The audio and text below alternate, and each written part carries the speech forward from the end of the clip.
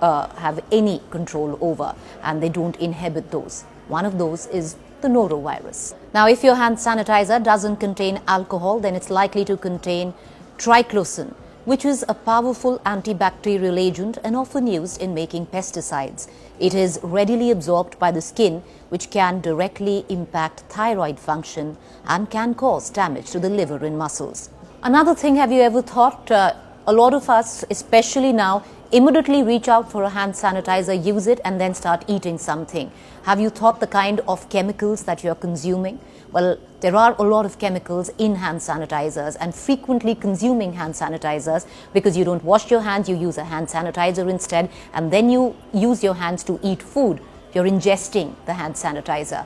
Well, it can be very harmful for your immunity, counterproductive, especially for very young children. If kids constantly consume this product, then first it can lead to alcohol poisoning, and secondly, it can lower their immunity to such a level that the body's defense mechanism is in a constant fighting mode, which leads to weakened immunity. This can cause serious side effects when they grow older as well. These adults have a weak immune system and will be more vulnerable to diseases. Moreover, if your hand sanitizer is scented, that means it's loaded with toxins and chemicals. Synthetic fragrances contain phthalates, which are endocrine disruptors that mimic hormone and could alter genital development. So hand sanitizers don't just have these medical risks, but also certain physical impact as well if you use them. As we told you, that sanitizers contain alcohol, which make it highly flammable. So if putting alcohol on your hands, you go near any fire, it can cause some serious burns. One such incident had happened in Rewari, where a person had suffered 35% burns because he was in close proximity to a kitchen stove while using hand sanitizer on his clothes. There is a video that is circulating that seems to suggest a car in Delhi caught fire because a hand sanitizer kept in the car actually burst, leading to the car catching fire.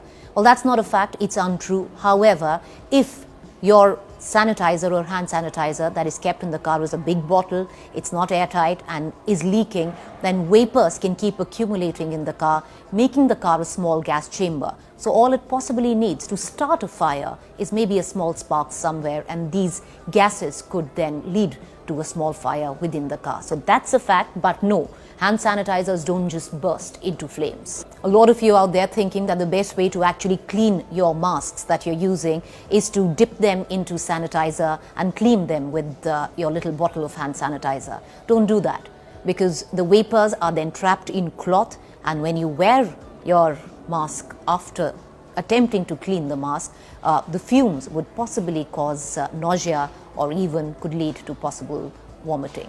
So here is how you can prevent yourself. Wash your hands using soap and water. Keep the sanitizer away from children. Keep hand sanitizers stored in bottles in a cool and dry place. Keep it in a safe distance from the kitchen and never apply it before you're going to cook or even eat. Clean your mask with regular soap and water. So ultimately, yes, hand sanitizers at this point of time could be an essential commodity if you don't have water and soap within easy access. Because if you do, that should be your first priority. Wash your hands with soap before you use a hand sanitizer.